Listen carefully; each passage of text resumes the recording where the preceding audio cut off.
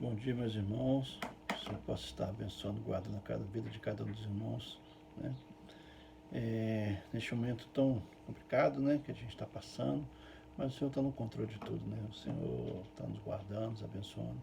Espero que os irmãos estejam se cuidando, né? Porque esse é o momento de nos cuidarmos, né?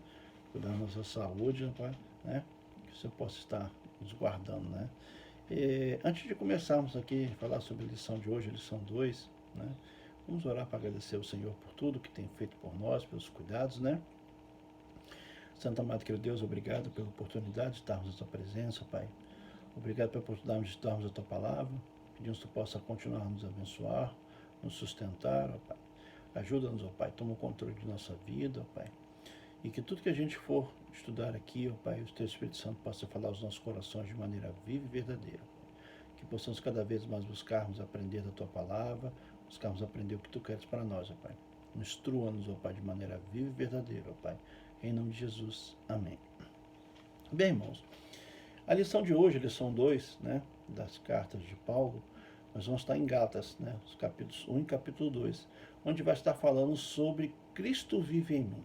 Né? Que tempo mais apropriado, né, para os nossos dias de hoje, né? E aí, só que a igreja de Gálatas estava inventando alguns problemas, né? Então, para a gente contextualizar um pouco, né, do que estava, por que Paulo escreveu essas cartas e quais os problemas que a igreja está enfrentando, né? Nós sabemos que a região de Gálatas eram várias igrejas, né? As igrejas já tinham sido implantadas, né? O evangelho já tinha sido pregado, várias pessoas tinham se convertido a Cristo através da graça. Só que agora começa um problema da lei, né? Da questão dos judeus, começaram a botar um peso sobre aquela igreja. E Paulo, recebendo essas informações, Paulo escreve à igreja para exortá-los, né?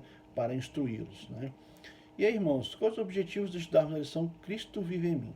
O primeiro objetivo é compreender que a experiência de Cristo viver em nós é a base de um evangelho insubstituível. Ou seja, não existe substituição para o evangelho quando nós vivemos em Cristo, né? O grande problema é que as pessoas às vezes não querem viver em Cristo. Então essa é a dificuldade e nós temos que entender isso, que a nossa base do evangelho é Jesus Cristo, é a sua morte e ressurreição. Jesus Cristo é o nosso evangelho, ao qual nós cremos um dia e aceitamos ele como nosso único e suficiente Salvador.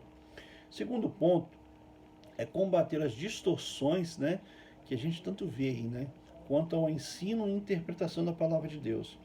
Nós temos que combater isso. Mas para combater, nós precisamos buscar conhecer a palavra de Deus, buscar orientações do Senhor para entendermos e não nos deixarmos levar por isso, né? Vamos entrar agora nos problemas que Paulo estava enfrentando, né? Paulo começa a enfrentar alguns problemas com a igreja, né? Então vamos pegar 4 problemas ali, dificuldade, que a gente vai estar relacionado aos 2 primeiros capítulos de Gálatas, né?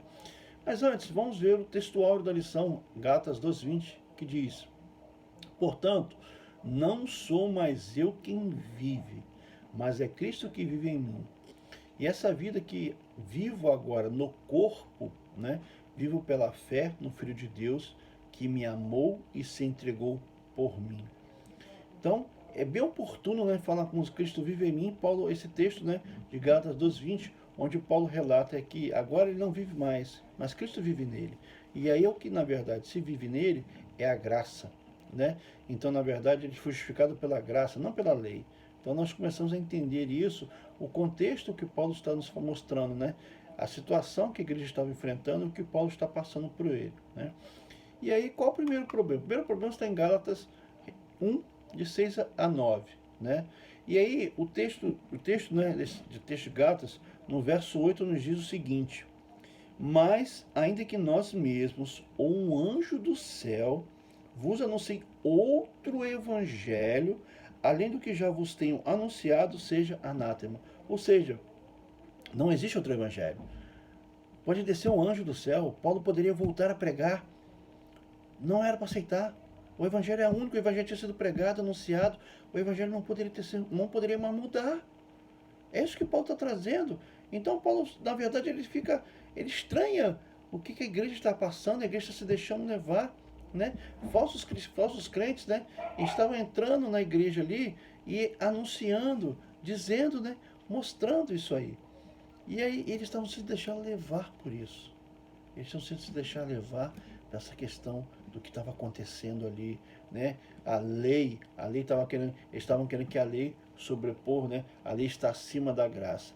Então esse é o cuidado que nós devemos ter, né? Para não nos deixarmos levar por ensinamentos falsos, por falhas do que as pessoas interpretam e ensinamentos falhos, né? E aí Paulo falando da sua experiência, que quando nós buscamos viver em Cristo, essa é a nossa base do Evangelho insubstituível. Não há substituição para o Evangelho quando nós vivemos em Cristo. Quando nós realmente nos propomos a vivermos em Cristo. Ou seja, Cristo viver em mim, Cristo fazer parte da minha vida e Cristo ter o controle da minha vida. É isso que Paulo está nos dizendo.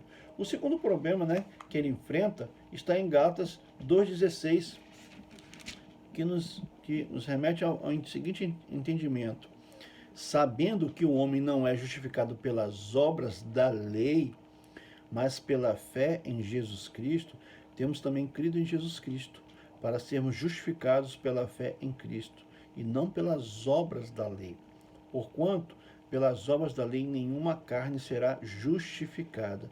Ou seja, Paulo está nos mostrando que nós vivemos debaixo da graça. A lei não justifica ninguém, né? E aí, quais eram os argumentos que os gálatas estavam trazendo, né? Que estavam anunciando, estavam falando da igreja? Que para ser salvo, precisa ser circuncidado.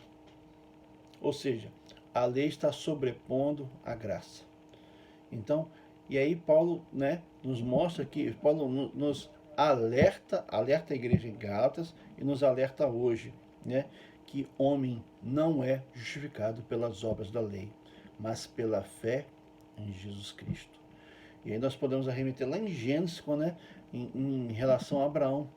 Abraão, ele foi justificado pela fé, não pelas leis, pelas obras dele, mas pela fé que ele teve em Cristo Jesus, né? Então, nós temos que combater isso. Não há justificação pela lei, somente pela fé em Cristo Jesus, né?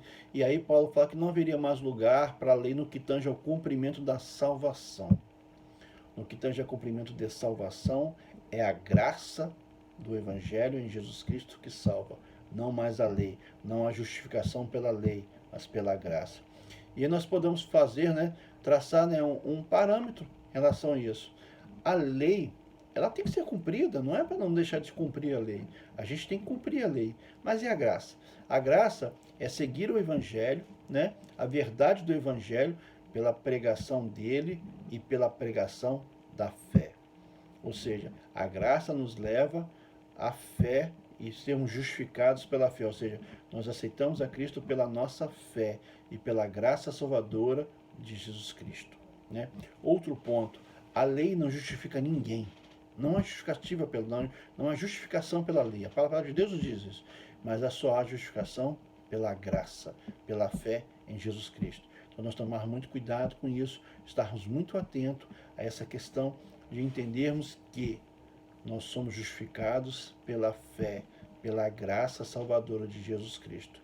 O terceiro problema que Paulo estava enfrentando na igreja está em Gálatas 2:4, que nos fala: e por causa dos falsos irmãos que se tinham entremecido e secretamente entraram a espiar a nossa liberdade que temos em Jesus Cristo para nos pôr em servidão. Olha só o problema aqui, né? Falsos irmãos, falsos cristãos entrando na igreja, né? Não é muito diferente do que a gente vê hoje, né? E eles entram para quê? Para distorcer, para colocar um peso maior, para que o evangelho não seja verdadeiramente propagado e nós não vivamos em Cristo. Então eles estavam torcendo o evangelho, né? Estavam torcendo a graça, eles estavam colocando um peso maior e informando que daqui para frente, né, vamos voltar ao passado, vamos voltar à lei. A lei sobrepõe a graça. Então nós temos que tomar cuidado com isso, porque não é isso que o Evangelho fala. O Evangelho fala que nós somos justificados, nós somos salvos pela fé em Jesus Cristo. E é mediante a graça salvadora de Jesus Cristo, né? E aí, irmãos, quando nós temos a experiência de viver em Cristo, ela nos faz superar os transtornos que querem agregar ao Evangelho. As pessoas querem colocar, às vezes, pesos maiores que o Evangelho nos traz, né? Às vezes as pessoas querem nos distorcer, nos distanciar de Jesus Cristo, né? Nos colocarmos em situações, em problemas que não são mediante o que a palavra de Deus nos traz, não são aquilo que realmente é o viver em Cristo, ou o Cristo, ou Jesus viver em mim, viver em nós. Então nós temos que tomar muito cuidado com isso. Nós temos que estar muito atento às artimanhas que são colocadas para que nós nos desviemos da verdade que é Jesus, nos desviemos do Evangelho e aí viemos a seguir coisas que não são do Senhor, né? Então, o que a igreja de Gálatas estava passando naquela região não é muito diferente que muitas igrejas nossas têm sofrido hoje, têm passado hoje, onde pessoas dão interpretações errôneas, falhas, falsas, mentirosas sobre a palavra de Deus. E aí crê que aquilo se torna verdade para eles. E na verdade levam muitas pessoas a crer que aquilo é verdade. E aí aquilo começa a trazer um transtorno, uma dificuldade grande para a igreja, né? Para os cristãos e para as pessoas que vivem e para as pessoas que serão salvas. Então nós temos que tomar muito cuidado com isso, né?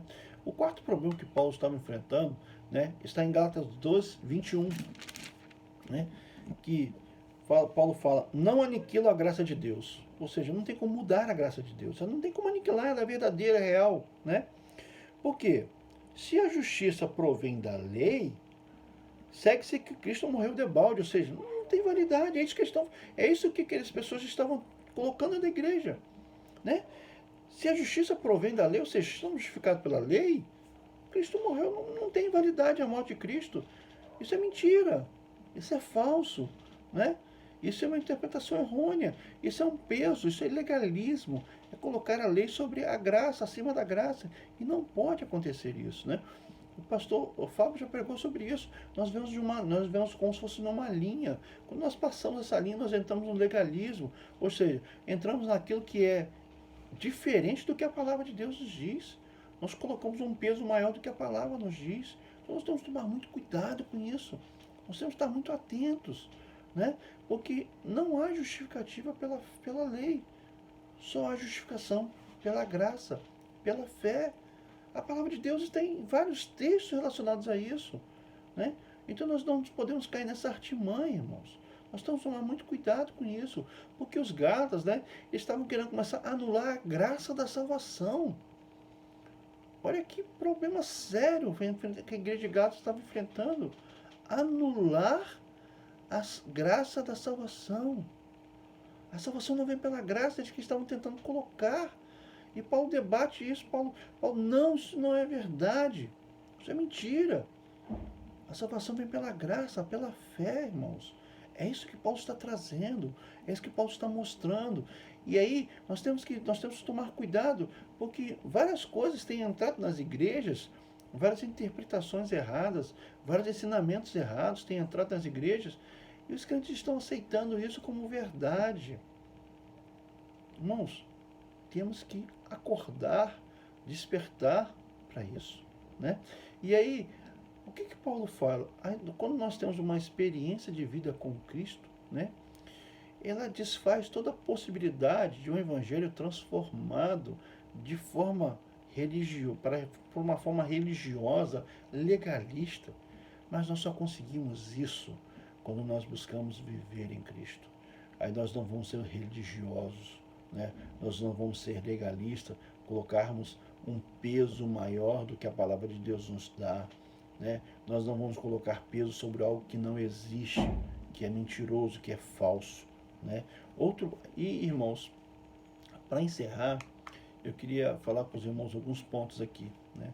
O primeiro ponto é que nós temos que ler e conhecer mais a palavra de Deus. Nós precisamos conhecer essa palavra que é do Senhor, que é onde nós recebemos como nosso evangelho.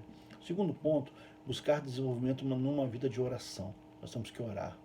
Terceiro ponto, rejeitar todo tipo de proposta que vá contrário à ética do reino.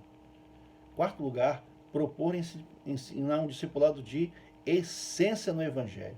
E o último ponto, não esquecer que o justo viverá pela fé. Irmãos, obrigado, que o Senhor possa continuar abençoando nossas vidas e nos guardando. Obrigado, irmãos.